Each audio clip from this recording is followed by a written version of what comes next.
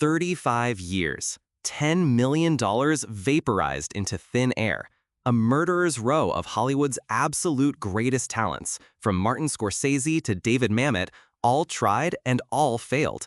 For more than 3 decades, this one movie was Hollywood's uncrackable code, a cursed project that chewed up legends and spit them out. How did one of the most anticipated films of the year, the grand reunion of Denzel Washington and Spike Lee, finally rise from a development graveyard littered with the ghosts of abandoned scripts?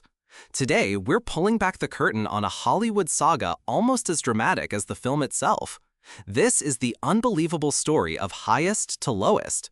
We will uncover precisely why titans like Martin Scorsese and Mike Nichols walked away from the director's chair. We'll reveal the staggering $10 million that Disney sank into a black hole of development costs, a financial burden that would haunt the project for decades. And most importantly, we will pinpoint the exact moment when a so-called lottery ticket and a completely unknown writer finally broke the 35-year curse, achieving what an army of Hollywood royalty could not. The story begins long before the film had its current title, back when producer Jason Michael Berman was still in grade school. The year was 1990. The source material was legendary, Akira Kurosawa's 1963 masterpiece, High and Low, itself based on the Ed McBain novel, King's Ransom. The plot was a masterclass in tension. A wealthy shoe executive's world is shattered when his driver's son is mistakenly kidnapped, and the criminals demand a ransom that would mean his financial ruin. Hollywood, seeing the potential, decided it was time for an American remake. The first name brought in to crack the code was a giant. Pulitzer Prize winner David Mamet, a titan of shark dialogue and tense drama, was hired to write the screenplay. He hammered out a few drafts, trying to wrestle Kurosawa's masterpiece into a new form for a new audience. But it was no use. The project flatlined. The gears refused to turn, and so began a long, painful procession of some of the most respected names in cinema history. The director's chair became a revolving door of legends. Martin Scorsese, the master of American crime drama, was attached at one point. Mike Nichols, the celebrated director of The Graduate, was also set to helm the project. Even Oscar winner Walter Salles gave it a shot. Each time, hope would flicker, only to be extinguished. Imagine for a moment a Scorsese version, pulsing with the gritty, visceral energy of the New York streets. Or a Nichols version, psychologically taut and filled with sharp, cutting observations about class and morality. Each of these masters brought their unique genius to the table, yet the project's core remained elusive, like a phantom they couldn't grasp. The writer's room was just as crowded.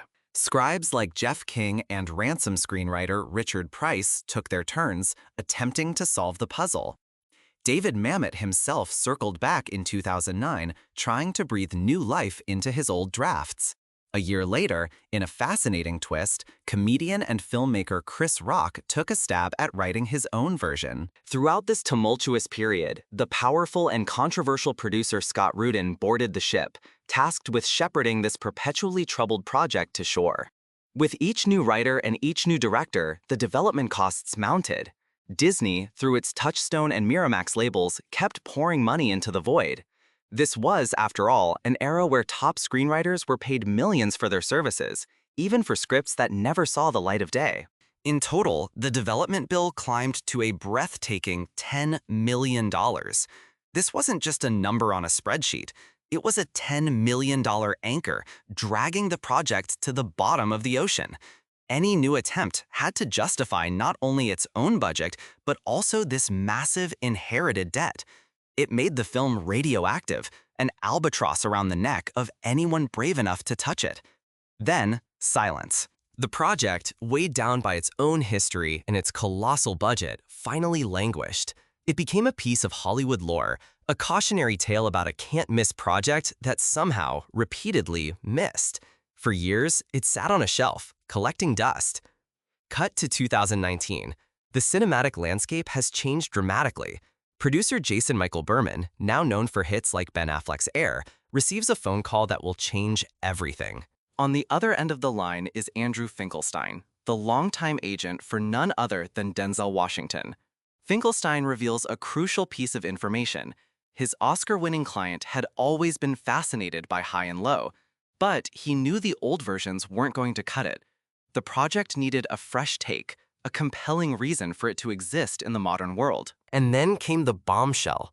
The rights, which had been locked up at Disney for decades, were about to lapse and would soon be up for grabs. Finkelstein laid out the stakes in a way that was both terrifying and irresistible. He told Berman, "This is a lottery ticket. You're either throwing $150,000 for rights into the fire, or you're going to find a great writer and you're going to get the rights and go make it." It was a high-stakes poker game. Berman could spend a fortune and end up with nothing but the same dead-end project that had defeated so many others. Or, just maybe, he could win the jackpot. Berman decided to play. He chose to bet on the lottery ticket. He joined forces with Scott Rudin and found a partner willing to put up the $150,000 to acquire the rights. But that was just the beginning of a new battle. He then entered into a grueling, 3-year-long negotiation with the Kurosawa estate to secure a rights extension. This was not a simple transaction. It was a delicate dance of diplomacy and persistence to gain the trust of the guardians of a cinematic legend's legacy. Eventually, he succeeded. It's an insane level of risk, isn't it? To bet it all on a project that chewed up and spat out the best in the business for decades. If you're finding this Hollywood inside story as fascinating as I do us a favor and hit that like button to let us know. So, with the rights finally in hand, and with Scott Rudin eventually departing the project in 2021 following abuse allegations, Berman faced the very same monster that had slain all who came before him, the script. He still needed to solve the problem that no one, not Mamet, not Scorsese, not Nichols, had managed to crack. He needed a screenplay that someone would actually be willing to make. The bar was impossibly high. As Berman himself put it, to get a movie that has that much money against it made, you need to deliver a script to a movie star who can justify the budget. This wasn't just about writing a good story. It was about writing a story so undeniably brilliant that a studio would be willing to not only finance a new, expensive film, but also pay Disney back the $10 million plus in chain of title costs from its decades in development hell. The financial ghost of the film's past was looming large. This time, however, Berman decided on a different strategy. Instead of going to another established heavyweight, he brought the concept to an acquaintance named Alan Fox, a screenwriter who was, by Hollywood standards, an unknown. Fox had written several unproduced scripts for major players like Spider-Man producer Amy Pascal, but he had no produced credits to his name. On the surface, he was the least likely candidate to succeed where a murderer's row of icons had failed. Even Fox himself was skeptical. He recalls thinking, "It was a murderer's row of people that had done previous drafts of it. It was a kind of, really, man? You sure this is what you want to do?" But for Fox, this Hail Mary pass of an opportunity arrived at the lowest point in his professional and personal life. In the 3 months just before Berman's call, he had watched in despair as 3 different movies he had written, all with stars and directors attached, completely fell apart.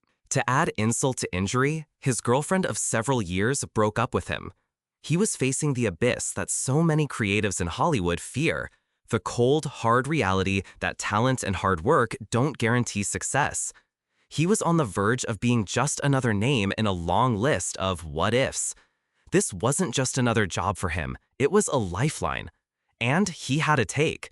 Fox pitched an idea that was fresh, contemporary, and personal. He suggested setting the story in the high-stakes world of New York music, an idea inspired by his own experience of knowing the driver for a prominent record label executive. This wasn't just a remake, it was a reimagining. Washington's agent, Finkelstein, loved the angle and suggested bringing in a veteran producer, Todd Black, who is well known for his successful collaborations with the star on the Equalizer movies. For Berman, this was a full-circle moment. He had actually interned for Todd Black 20 years earlier, during his freshman year at the University of Southern California School of Cinematic Arts. The team was forming. Together, Berman and Black took Alan Fox's pitch to the bold and innovative studio A24. A24, known for backing unique voices, saw the potential. They agreed to hire Fox to expand his idea into a full script. The pressure was now immense. Denzel Washington was still not officially on board. The entire fate of the project, all the money, all the years of effort, rested on Fox delivering a script that would convince one of the world's biggest movie stars to say yes. And the window of opportunity was terrifyingly small. Denzel was finishing up work on massive projects like Gladiator 2 and The Equalizer 3. He would have only a tiny slot in his schedule to read something new. As Fox remembers, the message from the producers was clear. They were like, "The big guy is coming off of Equalizer come January. If he doesn't have something to read, then you miss your window." The entire 35-year saga came down to this one deadline. To focus, Fox relocated from the hustle of New York to the quiet solitude of the Arizona desert. For months, he lived and breathed the project. He methodically studied Denzel Washington's entire filmography, absorbing his rhythms, his power, his vulnerabilities, tailoring the protagonist specifically for him. This wasn't just about watching movies, it was a forensic analysis. He would watch scenes repeatedly, dissecting Denzel's cadence, the way he used silence as a weapon, the flicker of emotion in his eyes before delivering a powerful line. He was reverse engineering a character that would fit the actor like a bespoke suit, a role that Denzel wouldn't just play, but inhabit. He also immersed himself in Kurosawa's original film and even read the legendary filmmaker's autobiography. It was during this deep dive that he had his breakthrough. He realized that if Kurosawa's 1963 film was a sharp critique of early capitalism in post-war Japan, his new version could be a powerful commentary on late-stage capitalism in modern America. He transformed the story into a generational conflict, pitting Washington's character, a fading music mogul from a bygone era, against a formidable younger man, a role that would later be filled by A$AP Rocky. He infused the narrative with searingly relevant themes of social media, viral fame, and today's all-consuming attention economy. In January of 2023, Fox delivered the script. The producers, Berman and Black, were blown away. It was sharp, it was relevant, it was powerful. There was just one small problem. Todd Black, with his deep understanding of Washington's audience, had concerns about the ending. Fox recalls the feedback with a laugh. "Originally, my ending, in his words, was not the kind of ending that Denzel's target audience in Long Beach would want to see." This is a classic crossroads for a writer: artistic purity versus audience expectation. Fox had crafted an ending that was perhaps more nuanced, more challenging, but Black, with his finger on the pulse of what makes a Denzel Washington movie a global event, knew that the conclusion needed to deliver a specific kind of catharsis. It was a crucial lesson in collaborative filmmaking. For a moment, Fox admits he felt defensive. This was his vision. But he listened, recognizing the wisdom in Black's experience. He tweaked the ending, polishing the final pages before the team sent the script off to Denzel Washington. After all the years of waiting, after all the false starts, after all the money spent, the answer came back with stunning speed. In fact, Denzel Washington loved the script so much that he sent it directly to his frequent collaborator, Spike Lee, before he had even officially told Berman and Black that he was in. The final pieces of the puzzle fell into place with breathtaking velocity. Spike Lee was on board almost instantly. Berman recalls the moment. "Spike flew out to meet with Todd and I and said, 'Let's do it.' And just like that, after 35 years of false starts and spectacular failures, the unbreakable code was finally cracked." It's an amazing story of persistence and the power of trusting a fresh voice. If you want to hear more deep dives into the incredible stories behind your favorite films, make sure you subscribe so you don't miss a single one. Highest to Lowest finally went into production. It marks the 5th iconic collaboration between Denzel Washington and Spike Lee. The film premiered at the prestigious Cannes Film Festival to strong reviews, and currently stands at an impressive 91% critics rating on Rotten Tomatoes. It's now in theaters with a streaming release on Apple TV Plus set for September 5th. As for Jason Michael Berman and Alan Fox, the producer who took a chance and the writer who beat the odds, their collaboration continues. They work together on a podcast called Notes with Jack, which features Fox in intergenerational conversations about creativity with the 86-year-old Tony-winning director Jack O'Brien. And if you pay close attention when you see highest to lowest, you might notice a scene or two that mirrors the spirit of those creative chats, albeit in a much more confrontational way. Looking back, Berman reflects on the journey that started 6 years ago with that fateful phone call. There was a lot of risk and a lot of money involved that could have just disappeared, he says. But in the end, partners like A24 and Apple took a chance on Alan Fox, a young talent who had never had a screenplay produced before, and gave that talent a chance. And in doing so, they not only launched a new career, but also resurrected a project from the Hollywood graveyard, proving that sometimes the biggest gambles yield the greatest